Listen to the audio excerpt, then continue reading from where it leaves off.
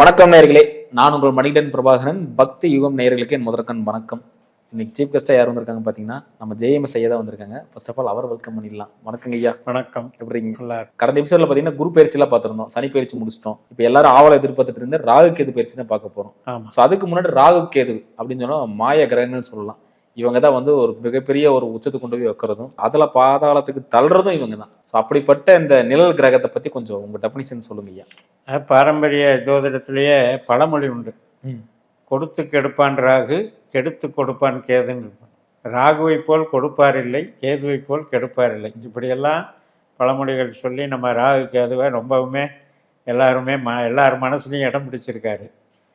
ராகுன்னா வேற ஒன்றும் இல்லை, பிரம்மாண்டம், அதாவது பாம்பின் தலை. கேதுன்னா சுருக்கிறது, இருக்கிறது எல்லாமே சுருக்கிறது, தன்னைத்தானே குறுக்கி கொள்ளுதல், இது கேது, பாம்பின் வால். இது ஏன் உருவகப்படுத்துகிறாங்கன்னா, நம்ம சயின்டிஃபிக் பிரகாரம் வெட்டுப்புள்ளி. இப்போ நம்ம பூமி சுற்றுது, பூமிக்கு துணைக்கோளா சந்திரன் சுற்றுது, சூரியனை இதெல்லாமே சுற்றி வருது. அப்போ ஏற்படக்கூடிய அந்த நீள்வட்ட வடிவில் வெட்டுப்புள்ளி ஏற்படும் இல்லையா? அதாவது சூரியனுக்கு ஏற்படுற வெட்டுப்புள்ளியும் சந்திரனுக்கு ஏற்படுற வெட்டுப்புள்ளியும் தான் ராகு கேது.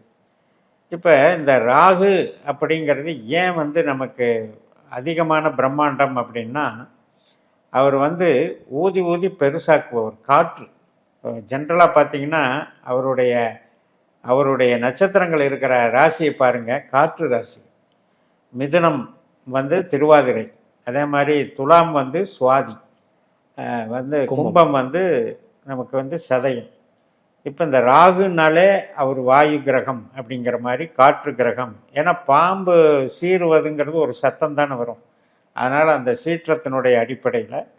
ரெண்டாவது அதிவேகக்காரகன், போகக்காரகன், மோகக்காரகன், இப்படியெல்லாம் ராகுவுக்கு உண்டு. அதாவது என்னென்னா, உடனே நடந்தாகணும், பெருசாக சாதிச்சாகணும், எது எடுத்தாலும் எனக்கே கிடைக்கணும், இந்த எண்ணம் கொண்டவர் அந்த ராகு, தீவிரத்தன்மை. இதனுடைய தத்துவம் என்ன அப்படின்னு கேட்டிங்கன்னா, இப்போ இதே வந்து ஒரு நல்ல ராகு அப்படின்னு எடுத்துக்கிட்டிங்கன்னா, பாவ ரீதியாகத்தான் நம்ம ராகுவை பகுத்து பார்க்கணும். இப்போ ஒரு லக்னத்தில் ராகு பலம் பெற்றால் எப்படி இருப்பாரோ, நல்ல பூசின உடம்பாக இருக்கும், நீர் உடம்பாக இருக்கும், பல்ஜியான உடம்பாக இருக்கும். அது மாதிரி ஒரு வீடு கட்டுறாங்க அப்படின்னா 4ஆம் இடத்தின் ராகு அப்படின்னா பிரம்மாண்டமான வீடு, இப்படியெல்லாம் பிரம்மாண்டத்தை குறிக்கிறது. அதே சமயத்தில் கேது வந்து வாழ்க்கையே போதும், ஞானகாரகன், டிட்டாச்மெண்ட் பாலிசி, எனக்கு வந்து பட்டது போதும், இதுவே வந்து எல்லாத்தையும் நான் வந்து விளக்க ஆரம்பிக்கிறேன் அப்படின்னு ஒரு சன்னியாசி, ஒரு துறவி மாதிரி ஈடுபடுறவர் தான் கேது. அதே நல்ல கேதுவாக இருந்தால் ஞானத்தை வழங்குவார், கெட்ட கேதுவாக இருந்தால் என்ன பண்ணுவார்னா சித்தப்பிரம பிடிக்கிற அளவுக்கு பண்ணிடுவார். இப்போ இந்த போதை வஸ்துக்கள் இதில் வந்து அடிக்ட் ஆகிறது, தன்னைத்தானே அழிச்சிக்கிறது, இப்படிப்பட்ட அதாவது கற்பழிப்பு சம்பவங்கள், இது மாதிரியான ரொம்ப அசம்பாவிதங்களை எல்லாம் உண்டாக்குறது கேது தான். மெயினாக விஷப்பிரயோகம்னு சொல்லுவாங்க.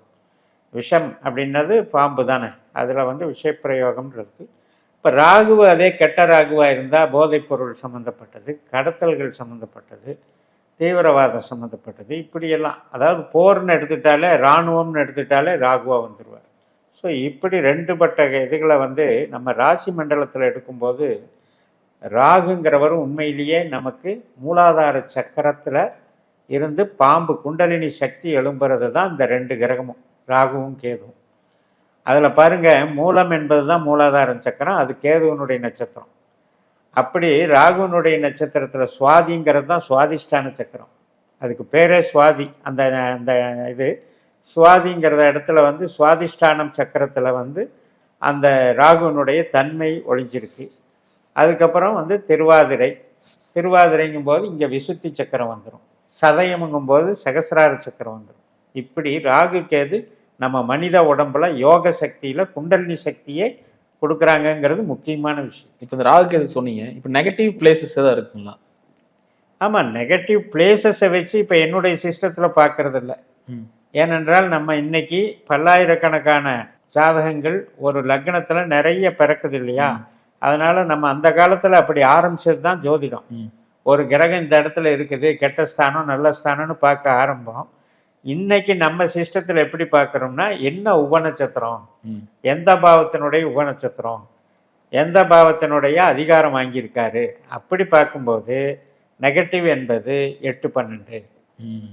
ராகு 8-12ஆக இருந்தால் மரணம் கொடூரமாக இருக்கும், கஷ்ட நஷ்டம் அதிகமாக இருக்கும், மிகுந்த ரொம்ப அசம்பாவிதம், அசிங்க அவமான சம்பவங்கள் அதிகமாகும். அதே மாதிரி தான் கேது. கேது 8-12 தொடர்பு இருந்தால் சில பேர் சூசைட் பண்ணிக்கிறது, ஆத்மாவை இது பண்ணிக்கிறது, தன்னைத்தானே அழிச்சிக்கிறது, அதே மாதிரி வஞ்சகம், சூழ்ச்சி, சூது, மாந்திரிகம், இப்படியெல்லாம் போகிறது, இதெல்லாம் கேதுவில் வந்துடும். அப்போ கெட்ட கேதுவோ நல்ல ராகுவோ, கெட்ட கேதுவோ நல்ல ராகுவோ எல்லாமே பாவத்தில் தான் இருக்குது. அப்போ நாம் ஜென்ரலாக பாரம்பரியத்தில் என்ன சொல்லுவாங்க, மறைந்திருந்தால் நல்ல பலன். 3-6-11 ராகு கேது மறைந்திருந்தால் நல்ல பலன். அதே மாதிரி 2-8 இருந்தால் திருமண தோஷம், கல்யாணத்துக்கு ஆகாது. 7 இருந்தாலும் கல்யாணத்துக்கு ஆகாது. தோஷம். அப்படி பார்த்துட்டு இருந்த ஜோதிடத்தை இன்னைக்கு அட்வான்ஸ்டு லெவலுக்கு கொண்டு அப்படியெல்லாம் இல்லை. ஏன்னா 18 மாதம் ஒரு ராசியில் இருக்கிற ராகு டெய்லி 12 லக்னம் உயிர்கள் பிறந்துக்கிட்டே இருக்குது. அதில் எத்தனை பேருக்கு திருமண தோஷம் கொடுத்து எப்படி பாதிப்பார்? அதெல்லாம் பொருத்தமானதாகவே இல்லை. நம்ம ஆய்வுக்கு பிரகாரம் பார்த்தீங்கன்னா, இந்த உள்ள அப்டிராக்டாக போகும்போது 8ஆம் பாவம் 12ஆம் பாவம் இப்படியும் எடுத்துக்கலாம்.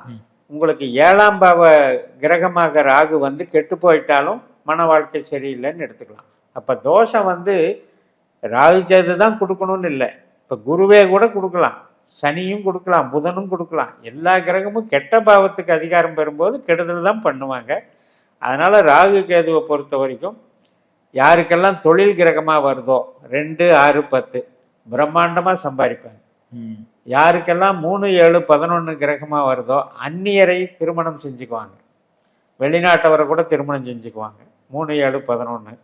யாருக்கெல்லாம் 1-5-9 வருதோ அவங்க ரொம்ப ஒரு மாதிரி சயின்டிஸ்ட் மாதிரி அப்ரோச் லெவல் வேறு மாதிரி இருக்கும், வேகமாக திங்க் பண்ணுற ஆளாக இருப்பாங்க. அதே 4-8-12 வந்துட்டால் தான் அவங்க ரொம்ப வாழ்க்கையில் பிரச்சனைகளை அனுபவிப்பாங்க. இப்படித்தான் நம்ம. ஸோ பொதுவாக இப்போ ராகுகேது பயிற்சி இருக்குது. இப்போ ராகுகேது பயிற்சியில் நிறைய வாக்கியத்தில் ஒரு மாதிரியும் திருக்கணித்தில் ஒரு மாதிரியும் இருக்குது.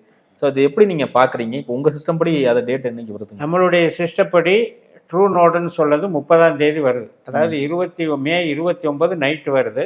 இப்போ அதே நம்ம திருக்கணித பஞ்சாங்கத்திலேயே மீன் நோடுன்னு இருக்குது.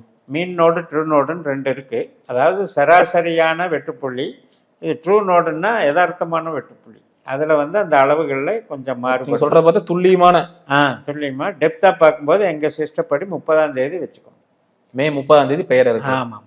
அதாவது ராகுவானவர் கும்பத்துக்கு வர்றாரு, கேதுவானவர் சிம்மத்துக்கு வர்றாரு. வரக்கூடிய 12 லக்னத்துக்காரங்களுக்கு ஒவ்வொரு லக்னம் நம்ம பார்க்கலாங்க ஐயா. இப்போ நம்ம பார்க்கக்கூடிய லக்னம் மேச லக்னம். ஸோ அவளாக எதிர்பார்த்துட்டு இருக்கிற ஒரு லக்னக்காரங்க அவங்க. ஏன்னா சனி இந்த பக்கம் வந்துட்டாரு, குரு அந்த பக்கம் போயிட்டாங்க. இந்த லாப ராகு வராரு. ஸோ என்ன மாதிரி லாபங்களை தராரா இல்லை எப்படி தராரு அப்படின்னு சொல்லுங்க. வழக்கமாக நான் சொல்கிற மாதிரி திசா புத்தியில் தான் நம்ம கோச்சாரத்தை பார்க்கணும். உங்களுக்கு யாருக்காவது ஒரு அந்தரமாவது சூட்சுமமாவது வரத்தான் செய்யும். அப்போ இந்த ராகு பலன் கழிப்பார். அது உங்களுக்கு உதவுன்னு புரிஞ்சுக்கோங்க. அதனால் ராகுவே எல்லா கேள்விகளுக்கும் பதிலளிப்பதாக நம்ம கோச்சார பயிற்சி பலனை பார்க்கக்கூடாது. நம்ம தெரிஞ்சுக்க வேண்டியது என்ன, நமக்கு ராகு திசை நடக்குதா, புத்தி நடக்குதா, அந்தரம் நடக்குதா, அப்போ ராகு என்ன நட்சத்திரத்தில் போகிறாரு, என்ன பாவ தொடர்பை கொடுக்குறாருன்ட்டு. ஆனால் நம்ம ஜென்ரலாக 11ஆம் இடம் அப்படின்றது சமூகம் சார்ந்த நல்ல இடம் தான். அபிலாஷைகள், நம்மளுடைய நோக்கங்கள், குறிக்கோள்கள் வெற்றி அடையக்கூடிய ஸ்தானம் தான் 11ஆம் இடம். நண்பர்கள், மூத்த சகோதர சகோதரி, அதே மாதிரி பொதுஜன தொடர்பு. இப்போ ஒரு அசோசியேஷன் மாதிரியே வச்சுக்கிறாங்கல்ல, ஒரு அரசியல் கட்சி, அசோசியேஷன், சங்கம், சபை, இதெல்லாம் 11ஆம் இடம் தான். அப்போ சோசியல் ஆக்டிவிட்டீஸுக்கு இது சம்மந்தப்பட்ட நல்ல இடம் அந்த 11ஆம் இடத்துக்கு வர்றது. ஆனால் இப்போ நம்ம இந்த மே 30 இருந்து உங்களுக்கு டிசம்பர் 2ஆம் தேதி வரைக்கும் அவர் குருவோட நட்சத்திரத்தில் தான் இருக்கார். இப்போ நம்ம குரு பயிற்சி அப்போ கூட இதை பற்றி பேசணும். குருவும் ராகுவும் ஒருத்தர் சுப விளைவாக பார்த்துக்குவாங்கன்ட்டு. அந்த மாதிரி கணக்கெடுக்கும் பொழுது குருவை போல் ராகு அப்படி பயிற்சி தர்றாருன்னு எடுத்துக்கிட்டு மேஷ லக்னத்திற்கு குரு எப்படிப்பட்டவர்னு பார்க்கணும். இப்போ 9ஆம் அதிபதி 12ஆம் அதிபதி. ஆனால் நட்சத்திர ரீதியாக அவர் 3-7-11 கான்செப்ட் இருக்குது. அவர் 3ஆம் இடத்துக்கே போகிறாரு. அப்படிப்பட்ட இதில் வந்து உங்களுக்கு அகம் சார்ந்த விஷயத்துக்கெல்லாம் நன்மை பண்ணுவார் இந்த நான் சொல்கிற டிசம்பர் வரைக்கும். அதாவது உறவு சார்ந்த விஷயங்கள். அதே மாதிரி மூளை உழைப்பு. இப்போ ஒருத்தர் கன்சல்டிங்கில் இருக்காங்க, மீடியாவில் இருக்காங்க, ஐடி லைனில் இருக்காங்க, கமிஷன் தொழிலில் இருக்காங்க, இந்த மாதிரி விஷயத்துக்கெல்லாம் ரொம்ப சிறப்பாக வேலை செய்யும். இவங்களுக்கெல்லாம் வந்து இப்போ பிரிந்த உறவுகளெல்லாம் ஒன்று சேருவதற்கு வாய்ப்பு இருக்குது. ஏன்னா இவ்வளவு நாள் 12ல் இருந்தார். 12ஆம் இடம் என்பது உறவுக்கு நல்லதில்லை. சந்தேக புத்தி, ஒருத்தருக்கு ஒருத்தர் இப்போ கிட்டத்தட்ட டைவர்ஸ் ஆகிற மாதிரிக்கும் பிரிவுகள், இதெல்லாம் போனதெல்லாம் கூட சொல்யூஷன் கிடைக்கிற நேரம். அதே மாதிரி குழந்தை பிறப்பு, திருமணம் ஆகாதவர்களுக்கு திருமணம் ஆகிறது, இதெல்லாம் வந்து ராகு திருமண ஸ்தானத்தோடு சம்மந்தப்பட்டிருந்தால் நிச்சயமாக இவங்களுக்கு நடக்கும். உறவுகள் நல்லா இருக்கும், மனசுக்கு இனிய நிகழ்வுகள் நடக்கும். 11ஆம் இடம்னா என்னென்னா திருப்தி அடைகிறது. இப்போ நீங்கள் வந்து இப்போ வந்து 2ஆம் இடம் 11ஆம் இடம் சம்மந்தப்பட்டால் என்ன ஆகும்? எனக்கு தேவையான பணம் கிடைச்சதுன்னு திருப்தி வரும். அதே மாதிரி 3ஆம் இடம் 11ஆம் இடம் சம்மந்தப்பட்டால் என்ன ஆகும்? நாம் வந்து என்னுடைய அறிவு வந்து எனக்கு, என்னுடைய முயற்சி எனக்கு திருப்தி அளித்தது. 4ஆம் இடம் 11ஆம் இடம்னா நான் நினச்ச மாதிரி வீடு கட்டினேன், நினச்ச மாதிரி இடம் வாங்கினேன், வாகனம் வாங்கினேன். இப்படி 12 பாவ ரீதியாகவும் அந்த 11ங்கிறது ஒரு வெற்றி ஸ்தானம். நிச்சயமாக அவங்கவுங்களுக்கு எந்த பாவ தொடர்புகளில் ராகு இணைஞ்சிருக்காரோ அந்த நன்மைகளை செய்வார். சரி, யாருக்காவது தீமை செய்வாரா அப்படின்னு பார்க்கணும் இல்லையா?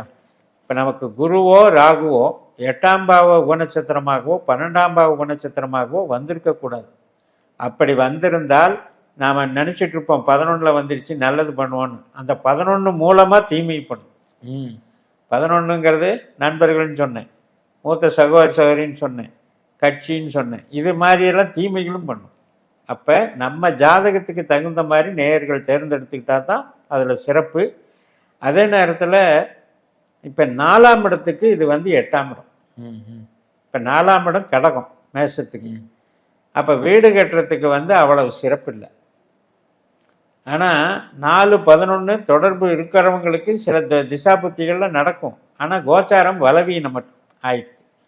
இப்போ ராகு வந்து இந்த டிசம்பர் 2ஆம் தேதிக்கு மேலே ராகு நட்சத்திரத்துக்கே போகும்போது ராகுவே வலுத்துருவார், 11லேயே ஸ்ட்ராங்காக செய்வார். அப்போ வந்து இவருக்கு எதிர்பார்த்த நோக்கங்களெல்லாம் நிறைவேறும், மகிழ்ச்சியான தருணம், உறவுகளால் பலம் இருக்கும், அவங்களுடைய அறிவு, அவங்களுடைய கம்யூனிகேஷன் ஸ்கில்லு இதெல்லாம் புகழ் பெறும். சொன்னீங்க. அதே மாதிரி பார்த்தீங்கன்னா 5ல் கேது இருக்காங்க. ஸோ அவர் என்ன மாதிரி பலன்களை தராரு? பூர்வ புண்ணியம் அப்படின்னு சொல்கிறோம், புத்திரஸ்தானம்னு சொல்கிறோம். 5ஆம் இடம் என்று மகிழ்ச்சியை தர்ற ஸ்தானம். ஆனால் ஒன்று புரிஞ்சுக்கணும், 10ஆம் வீட்டுக்கு அது 8ஆம் வீடு. மேஷ லக்னத்துக்கு 10ஆம் வீடமான ப்ரமோஷன், தொழில், கௌரவம், வளர்ச்சி, பதவி இதெல்லாமே அடிபடுது கேதுனால்.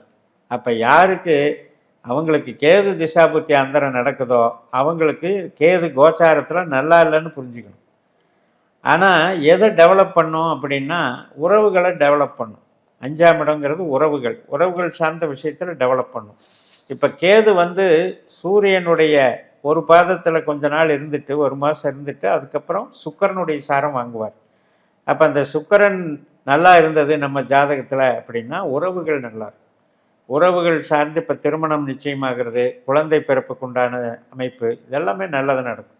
ஆனால் நம்ம என்ன நினச்சிட்ருப்போம், கேது எந்த இடத்துல இருந்தாலும் அந்த இடத்த கெடுத்துரும், 5ஆம் இடத்துல கேதுவா குழந்தை பிறக்காது, நஷ்டமாயிரும் அப்படின்னு நினைப்போம். அப்படி கிடையாது. இப்போ நம்ம ஜாதகத்தில் கேதுவே குழந்தை பிறப்புக்கு உண்டான கிரகம்னு வச்சுக்கோங்க, அவர் தானே கொடுத்தாக்கணும். அதை விட்டுட்டு அவருக்கு கொடுக்க மாட்டார்னு எடுக்கக்கூடாது. இது எப்படி எடுக்கணும்னா கேரக்டர் வைஸு அனலைஸ் பண்ணி பிரித்து பார்க்கும்போது வேணால் கேதுவை நீங்கள் சொல்லலாம். இப்போ கேதுவனுடைய கேரக்டர் என்ன, கொஞ்சம் ரிசர்வ் டைப்பு, கொஞ்சம் வந்து முக வித்தியாசமாக இருக்கிறது, பாடிக்கும் முகத்துக்கும் சம்மந்தம் இல்லாமல் இருக்கிறது, கொஞ்சம் வந்து டீசென்ட் இல்லாமல் இருக்கிறது, பிஹேவியர் வகையில் கொஞ்சம் மந்தமாக இருக்கிறது, இதெல்லாம் வந்து குணத்தில் கொண்டு போகலாம். அதில் தான் கெடுதலோ ஒழிய அந்த இடத்த கெடுக்காது. அந்த இடத்துக்கு சம்மந்தப்பட்ட அதிகாரி அவர் தான்னா அந்த இடத்த வந்து வளர வைப்பார். அதில் ஒன்றும் சந்தேகம் இல்லை. நிறைய பேர் கவிஞர்களுக்கு பார்த்தீங்கன்னா கவிதை எழுதுகிறவங்களுக்கு 5ல் கேது.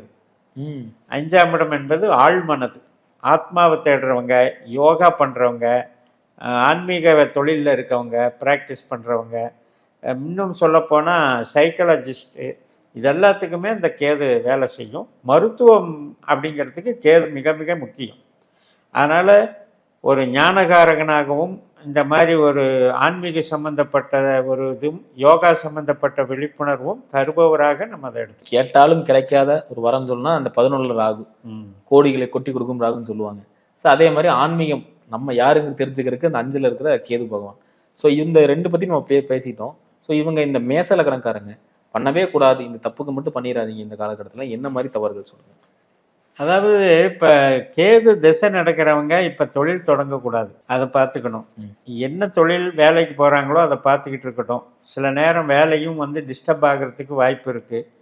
மூளை உழைப்பு சார்ந்து பண்ணிட்டாங்கன்னா, இப்போ வந்து ஜோதிடம் பார்க்குறது, இப்போ ஒரு லாயராக இருக்கிறது, கன்சல்டிங் பிஸ்னஸாக இருக்கிறது, சொல்லி கொடுக்கறது, இன்ஸ்டியூஷன் நடத்துறது, மற்றபடி யோகா இந்த மாதிரி ப்ராக்டிஸ் கொடுக்கறது, இது பண்ணுறாங்க இல்லையா, ஃபிசியோதெரப்பி. ஸோ இது மாதிரி நிறைய விஷயங்கள் இருக்குது, அதுக்கெல்லாம் ப்ளஸ்ஸாக இருக்கும்.